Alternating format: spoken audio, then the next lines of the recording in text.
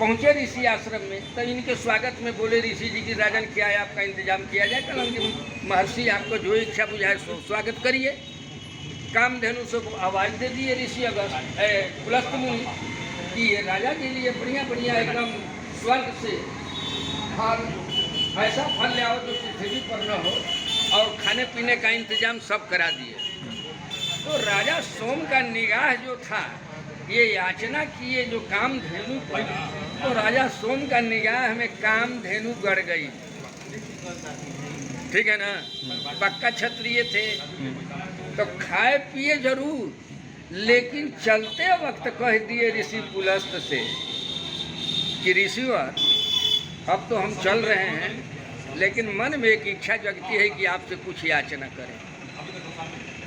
मांगे तो बोलन कि मांग लीजिए राजन, जो मांगिएगा अभी आपको मौजूद हो जाएगा। वो तो कामधेनु के बदौलत बात कर रहे थे, आई का जान रहे हैं कि खतिये मांग रहे हैं। राजा सोम ने कहा कि ऋषिवर अगर आप देना चाहते हैं ना तो ये कामधेनु हमको दे दीजिए। ऋषि पुलस्त जी कहे कि देखो राजन, दुनिया में संसार में हर वस्तु मांग सकते हो, लेकिन एक कामधेनु मैं किसी को दूंगा नहीं। तो राजा सोम ने कह दिया कि राजन, हमारी जुबान से बात निकलती नहीं है, लेकिन जब निकल गया कामधेनु बिना लिए छोड़ेंगे नहीं। बात समझ लीजिए, कामधेनु बिना लिए छोड़ेंगे नहीं, चाहे आप राय से दे दे चाहे बेराय से दे दे। यही बात का ताना तनी बन गया। कामधेनु भैया मांग कहाँ हो गया, छोड़िए, ऋषि पुलस्त से मांग कर दिए राजा सोम कि कामधेनु हमको चाहिए। ये बोल के नहीं देंगे तो कहा कि राय से दीजिए या बेराय से दीजिए, लेकिन हम कामधेनु तो लेवे करेंगे। आदेश हो गया। अब समझिए कि ये खुलवा दिए। अब खुलवा जब दिए तो ऋषि पुलस्त जी राजा सोम से लड़ पड़े हैं। इनको राजा सोम ने कत्ल कर दिया। पुलस्त ऋषि, हाँ जी, रावण के पिताजी को। जब रावण के बाबा, रावण के दादा थे, अच्छा, रावण के दादा को। तो जब इन्होंने कत्ल कर दिया तो उस समय हिमालय में परशुराम जी तपस्या कर रहे थे। तो किसी ने ये संदेश जाकर दे दिया कि अरे महाराज कर दिया, तू बड़ा है जी तपस्या कर, तारा बाबू के तो पत्थर न कर दिलस राजा सोम, आ कामधेनु लेके चल बुझा तक ना। अब परशुराम जी वहीं से बिगड़े और बिगड़ कर चले कि साहब अगर भेटा जाएगा तो सबसे पहले उसी को मारेंगे, अगर वो नहीं भेटाएगा तो मैं संकल्प लेता हूँ कि 36 बार मैं इस धरती पर क्षत्रियों को रहने नहीं दूंगा। संजय यही है, यहीं पर हुआ है, यहीं पर हुआ कि नहीं हुआ। तो 36 बार नहीं रहने देंगे। और राजा सोम जो है वो निकल पड़ा कामधेनु लेकर और जाकर ब्रह्मा जी के एकदम तपस्या में लीन। राजा सोम अब ब्रह्मा जी के तपस्या में लीन हो गए। इधर रिसर्च हो रहा है कि राजा सोम कहाँ गया कहाँ गया कहाँ गया, तो भेटेबे नहीं किया। बाकी रोलर जो चला था वो रोलर में कतनी जना क्षत्रिय कुल जो बनन तो साफ हो गया, ठीक ना। लेकिन मेन था राजा सोम के खोज, और वो ब्रह्मा के एकदम ध्यान में मग्न था। ब्रह्मा जी प्रसन्न चित्त जब हुए तो राजा सोम को कहा कि वर मांगो। तो कहा कि का ब्रह्मा जी वर मांगी, हमारा पीछे तो चलल बड़न रावण महाराज, हमरा से गलती या सही बात के हो गई, वह क्षत्रिय कुल के बाणी है निकल गया है, लेकिन हमको आप बचा दीजिए। तो ब्रह्मा जी ने वरदान दिया कि जाओ, तुमको दुनिया में कोई मारने ही वाला नहीं है, तुम अजर अमर का वरदान मैं देता हूँ, अजर अमर हो जाओ।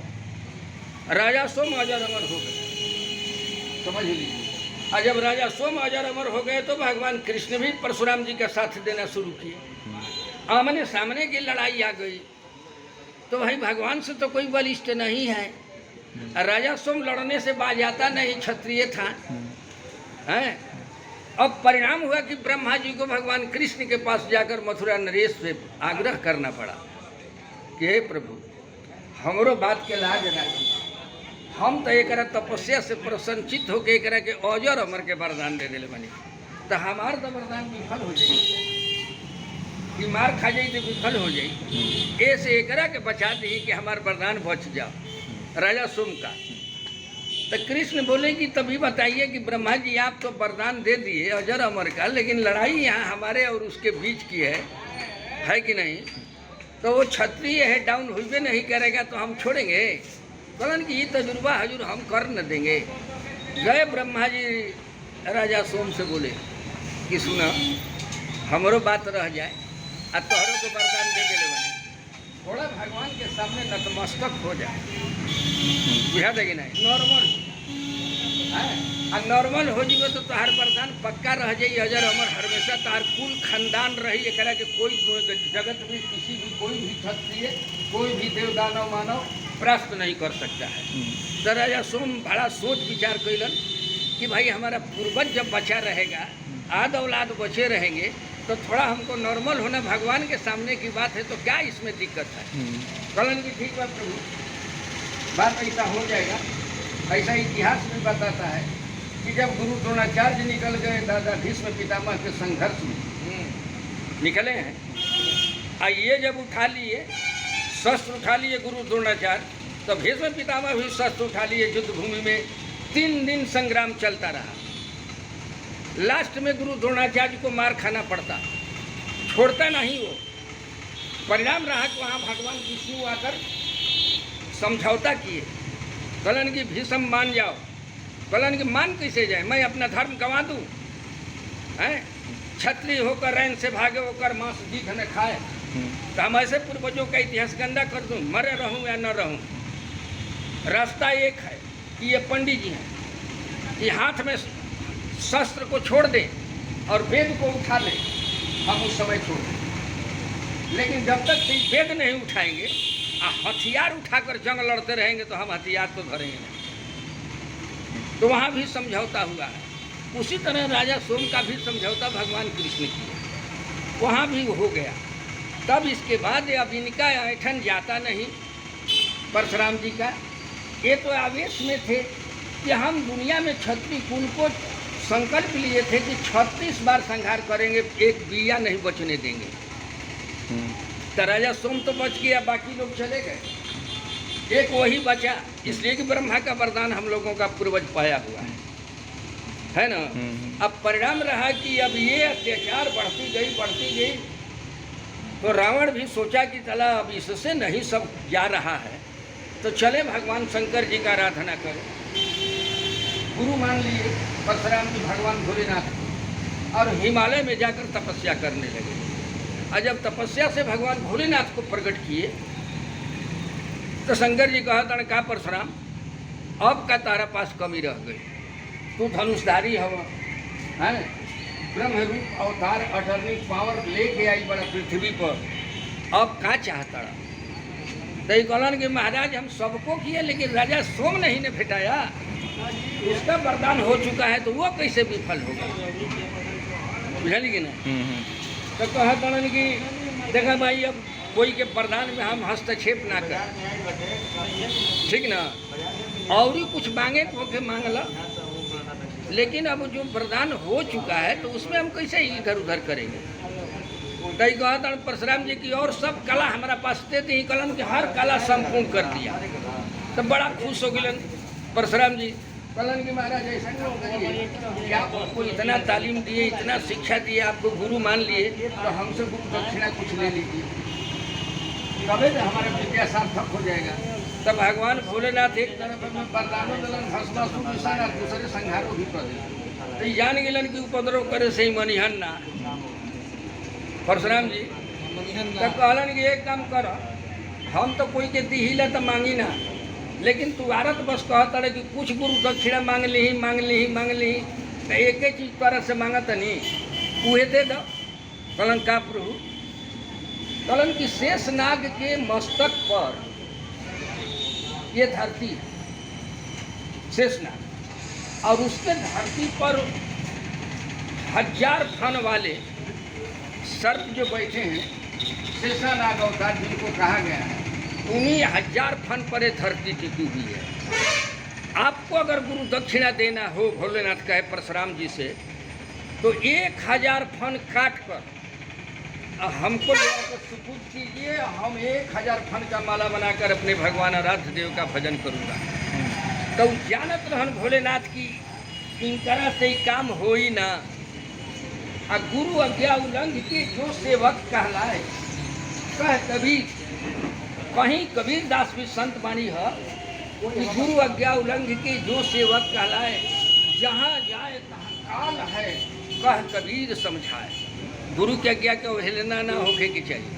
यहाँ गुरु जी के आदेश निकल गई बा कि 1000 फन काट कर हमको दीजिए। अब परशुराम जी गए कहाँ? शेषानाग अवतार लक्ष्मण जी के पास कि फनवा काट ले, ठीक ना। और जब फन काटने की बात आई तो एक बार शेषानाग अवतार लक्ष्मण जी फू से जब मारे 1000 फन से, तो परशुराम जी का बुद्धि चकरा गई। सर काटने के बजाय अब इनको वापसी जाना पड़ा, और वापसी जाकर भोलेनाथ का भी दर्शन नहीं कर सके, इसलिए कि फन जो डिमांड किए थे वो आप लाए नहीं। 4 दिन का विफल हो गया। अब जाकर जंगल में तपस्या करने बैठे, तो बहुत से कारणों को लेकर भगवान इस धरती पर अवतार लिए थे। अनशन सहित लीन है अवतार। एक अंश में राजा सोम और शेषानाग अवतार लक्ष्मण जी क्षत्रिय कुल में आए, इसलिए कि इनका न्योता बाकी था। जिनका परशुराम जी का जो टेंडर भरे हुए थे, इनको टेंडर को निष्नाबूद कर देना था, इसलिए भगवान को अनशन सहित लीन अवतार। लक्ष्मण जी शेषानाग अवतार में मानुष तन में आ गए, ठीक है ना। लेकिन इनका मुलाकात कहाँ हुई? जब जनकपुर में धनुष यज्ञ हुआ ना। और जब जनकपुर में धनुष यज्ञ हुआ, हमारे प्रभु राम ने धनुष को तोड़ा, और तोड़ा तो इतना भयंकर आवाज हुआ। वो शिव पिनाक था, और शिव परशुराम जी के गुरु थे। तो गुरु के धनुष पर अरमान तो इनका था कि किसने धनुष को तोड़ा। खड़ाउन पटकते हुए आए, वहाँ पर लक्ष्मण और प्रभु राम कहे कि अरे कोई आपका दास होगा। अब परशुराम जी सबका तलाश कर रहे हैं, तो लक्ष्मण जी एक बेग कस दिए। अब न्योता का समय आ गया है, तो कहे कि महाराज आप ऋषिवर, लड़कपन में हमने बहुत से धनुष को तोड़ा, कभी आप ऋषिवर खिसियाए गुस्साए नहीं। और ये पुराना शिव का पिनाक अगर टूट ही गया है, तो कहिए एक साथ जोड़कर हम इसको बढ़िया करा दें। साधारण समझता है, शिव का पिनाक है, मजाक करता है कि इसको हम एक साथ जोड़ दें। है देखो, परशुराम जी का निकलेगा तलवार ना, तो मैं क्षत्रिय कुलद्रोही हूँ। तो हमारे परशुराम जी गोस्वामी मानस जी के अंदर में, रामायण के अंदर क्या लिखे कि हम रिश्वत अरुणा बारे में आजे से नहीं की जाना, हम बहुत दिन के जाना तले कि रोड़ा कतना पूर्वज के संस्कारी लड़का हैं, आ कतना वफादार सेवक हैं, ये सब हमारे मालूम बुझा देगी। बैंक कस दिए और ही भभक गिला है, तो भभक गए। तो कहते हैं परशुराम जी कि क्या जानता, तो कहलन कि जानते यही है कि माता पिता, रामायण की चौपाई है, इसमें बड़े विद्वान बैठे हुए ये बात को स्पष्ट कर दे कि माता पिता पुरीण भयनी के, गुरु रीण रहा सोच बड़ जी के। माता पिता से आप तो उत्तीर्ण हो गए, अपने माता को आपका पिताजी ने आदेश दिया कत्ल करने का है। आज जब आपने कत्ल कर दिए, तो फिर अपनी आराधना अपने पिता से किए कि पिताश्री आपका आदेश का पालन किया, अब हमारी भी मांग को आप पूरा करिए। तो वहाँ उनके पिताजी देवदंगी ऋषि कहते हैं कि बोलो क्या करें? कहलन कि मेरी माँ को जिंदा कर दो। तो माता को जिंदा भी कर दिए, परशुराम जी माँ को कत्ल भी कर दिए। उसी चीज़ को चौपाई में लक्ष्मण जी बोले हैं अपनी मुखारबिंद से कि माता पिता पुरीण भयनी के, गुरु रीण रहा सोच बड़ जी के। सो हमरे माथे काढ़े, अदीन चले गए ब्याज बड़ बाधे। सुआनिए हरिया बोली, तुरंत दे मैं थैली बोली। है महाराज, हम जाना था निरूरा बारे में, निरूरा माता पिता के ऋण से उत्तीर्ण हो गई, लेकिन गुरु के ऋण अभी बकाया रह गए, ऐसे कि 1000 फन आपने शेषनाग का कटवे नहीं किए, तो ये गुरु का ऋण रह गया। आप यही न सोच रहे हैं कि लक्ष्मण जी शेषनाग अवतार एक मस्तक लेकर इस धरती पर आया है? तो कहिए अगर उसी की जरूरत है तो ये आपके कटने की पावर की चीज़ नहीं है। थैली खोलिए, झोरा खोलिए, कहिए तो हम अपना सर इसी में डाल देते हैं, जाकर गुरु का ऋण चुकती कीजिए। तो इन्हीं की बात न आ गई उनके लिए। परशुराम जी तो समझ गए, परशुराम जी समझ गए कि वही शेषनाग अवतार है, जिसका फन हमने काटने के लिए अपने गुरु दक्षिणा में गए थे, लेकिन कत्ल नहीं कर सके, है कि नहीं? तो जब बात लंबी लंबी बढ़ गई तब परशुराम जी बिगड़ते गए तो कहा कि यहाँ कुहड़ दोई भतिया नहीं, आ देख तरजनी यो मर जाही, कुहड़ा के भतिया ना है, यही भांजा तला न तो डेरा दी, आ अंगूरी देखा तो गिर गई, बुझा गई ना। तब हमारे राम ने स्वयं खड़ा होकर लक्ष्मण को बैठा कर बोले कि मुनिवर, आपका नाम परशुराम और मेरा नाम लघु राम, आपसे हमारी किस बात की? हम क्षत्रिय कुल में हैं, आप ब्राह्मण हैं। सदा क्षत्रिय जो होता है ब्राह्मणों का आदर करता है, हम आज भी आपका आदर करते हैं, लेकिन जिस कुल में हमने जन्म ले लिया है उस कुल के नाते अगर ये आप ढाल और तलवार से दिखाइएगा तो इसमें हम आपकी समझौता नहीं कर पाएंगे। मर्जी आपके ऊपर, आप चाहते क्या हैं वही करिए। हम तो क्षत्रिय कुल में आए हुए हैं, डायरेक्ट लाइन हो गया। तब परशुराम जी का संशय बढ़ गया, ये हमारा गांधी चढ़ता नहीं है, सारा हथियार उठता नहीं है, आखिर ये क्या अजनबी चीज है। तब उन्होंने शंका बस कहे कि प्रभु, हमको जना रहा है कि रामावतार हो चुका है, इस संशय को आप मिटा दीजिए कि अगर ये सारंग धनुष जिस समय हमें अटर्निंग ऑफ पावर मिला था इस पृथ्वी पर, तो कहा गया था कि जिस दिन रामावतार हो जाएगा ना, है तो आपका ये पावर जो है सीज हो जाएगा और ये चला जाएगा प्रभु राम के हाथों में। तो वही आज हमें संकट नजर आ रही है। तो इस धनुष को अगर आप चढ़ा देंगे प्रतंख्या तो हम मान लेंगे। तो हमारे राम ने कहा कि जैसी मर्जी मुनिवर आपको, जब मर्जी आपकी आई तो इनके कंधे से ऑटोमेटिक धनुष जो है खिसक गया और चढ़ गया और चला गया, इनकी सारी संख्याएं खत्म हो गई, आ गए। तब इसके बाद अनुनय विनय प्रार्थना बहुत करते हुए राम से विदा लेकर मुनि जंगल चले गए। तो इतिहास हम लोगों का बड़ा पावन पवित्र। हम लोग कहाँ से आए? हम लोग झूसी इलाहाबाद बेला प्रताप से आए। अच्छा। यहाँ हम लोगों का भ्रंश नाम इसलिए पड़ गया कि जब हम लोगों का पूर्वज गया श्राद्ध, अभी पितृपक्ष मेला आ रही है ना, इसमें पहले के लोग झूसी इलाहाबाद बेला प्रतापगढ़ एक जगह गढ़ है जहाँ से हम लोगों के पूर्वज अपना पुरोहित अपना व्यास लेकर आदमी जन अमला फैला चले थे, परिवार के साथ चले थे। उसमें 2 भाई बड़ा बलिष्ठ थे हम लोगों का पूर्वजों में। इधर जो शिवसागर पोखरा देख रहे हैं ना, इधर शाह जी का राज्य था और इधर राजा सारवाहन चैनपुर प्रगना था, इनका राज्य था। तो ये राजा सारवाहन जो है इनके राज्य पर अटैक करते करते करते ये सीमा पार कर गया, दुर्गावती जो बॉर्डर है पार कर कर ये पहुँच गए शिवसागर के करीब में। लेकिन संजोगनी था कि हमारे पूर्वज जब शिवसागर पोखरा पर आए, जिसको लोग टेकारी बोलते हैं, अब क्या जमाना थी कैसा था उस समय, तो वहाँ भाई किसी के घर खाना नहीं खाते थे, पितृपक्ष की बात थी। तो वहाँ पर इनके परिवार बैठे, माताएं लोग कहीं होगी कि लकड़ी उकड़ी के इंतजाम करब जब तबे ना कुछ बन निकाल के। कई 2 भाई थे, कहा कि ऐसा काम है भैया, कतना पेड़ पर चढ़ावा आ कौन पेड़ के डाल तोड़वा, भाई पेड़वा बड़ा विशाल लौकता, एकरा में पत्ता उता नहीं थे, एक और तू लग जाए एक और हम लग जाए, पेड़ कबार दिया, इन्हन के काम चल जाई। और उसमें माली जो था वो राजा जो यहाँ का बनिया था उसका था, तो वो करिश्मा देख रहा था कि बाप रे बाप, इतना ताकतवर आदमी तो हमने देखा नहीं, कि इतना विशाल पेड़ को खाली अखबारी में हिला दिए तो पेड़ कबर गया।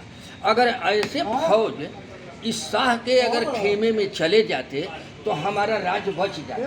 वो जाकर राजा से बोला है अपना, उसके शाह जी आए, बोले इन लोगों से कि बाबा भैया आप लोग हमारे फौज में भर्ती हो जाइए, जो कहिए हम दे देंगे। ये लोग बोले कि देखो भाई तेरा मदद नहीं अभी हम लोग कर सकते, इसलिए कि हम लोग पितृपक्ष मनाने के लिए गया जा रहे हैं, पैदल यात्रा थी। अगर उधर से हम वापस लौटेंगे,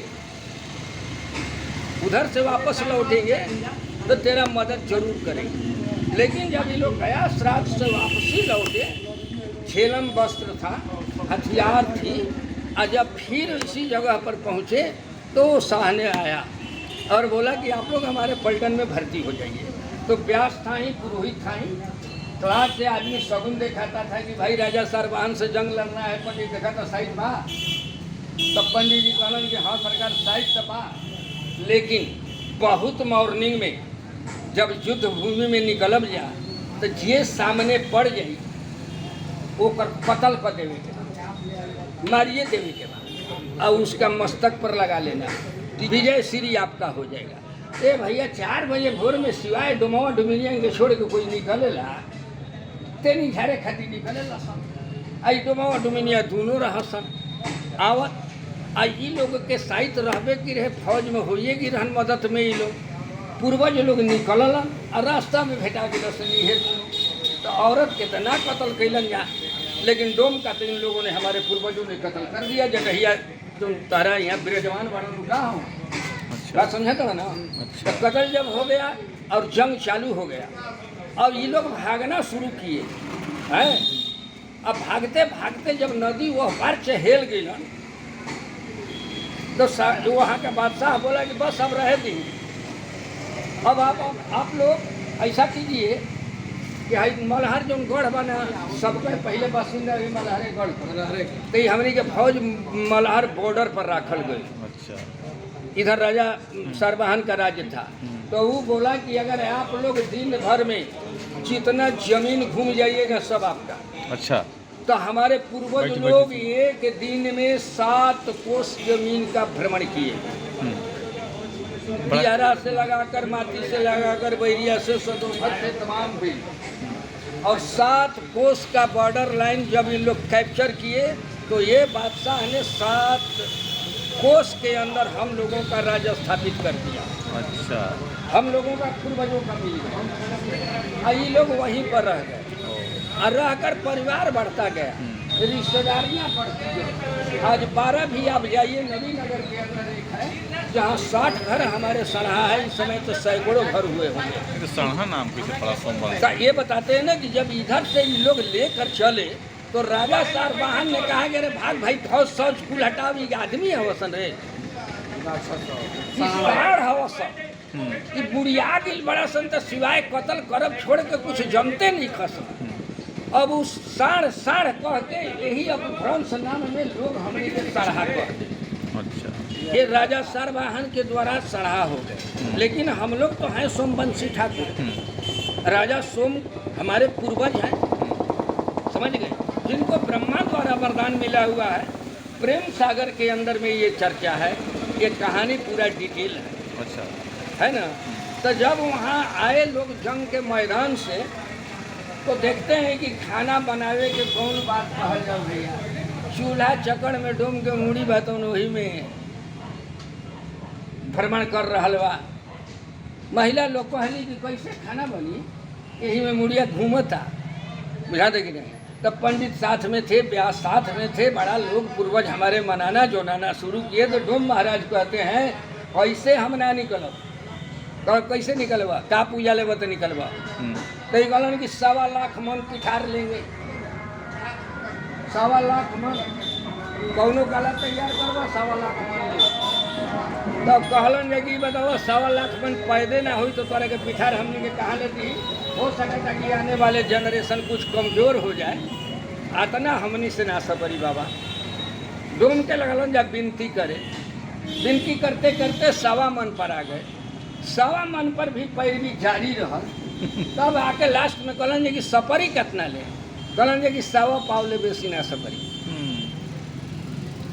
कोनो गला तैयार होला तो भैया निकाला जाला था। चला जाला आज बोला तो सवा पाव पर आके मामला टिक गई। आ इहो डोम महाराज कहलन कि घर से तो निकलब लेकिन दुअरिया ले बाहर ना जाई, बस वही रह।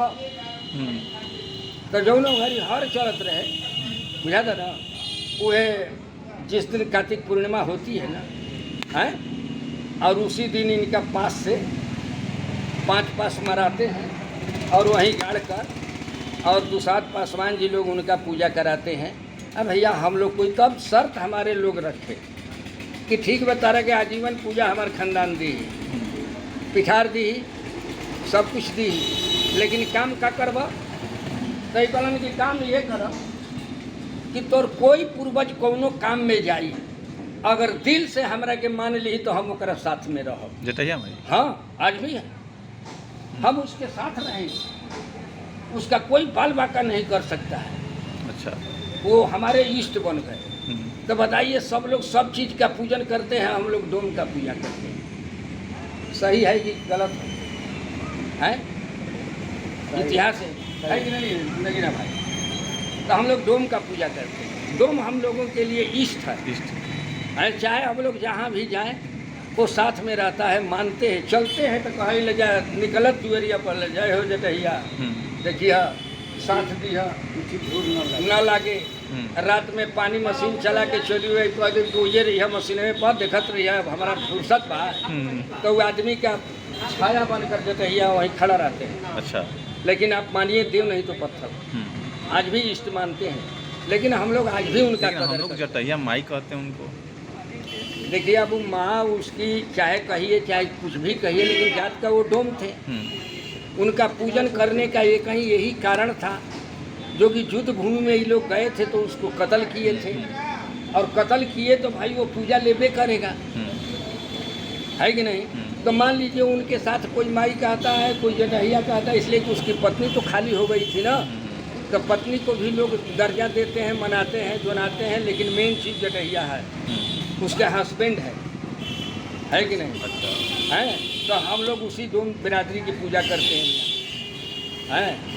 आज भी अगर बढ़िया तहे दिल से हमारे बिरादरी के अंदर कोई भी बढ़िया विकास हो और लड़के तेज तरार हो जाए तो वर्ल्ड में नाम करते हैं।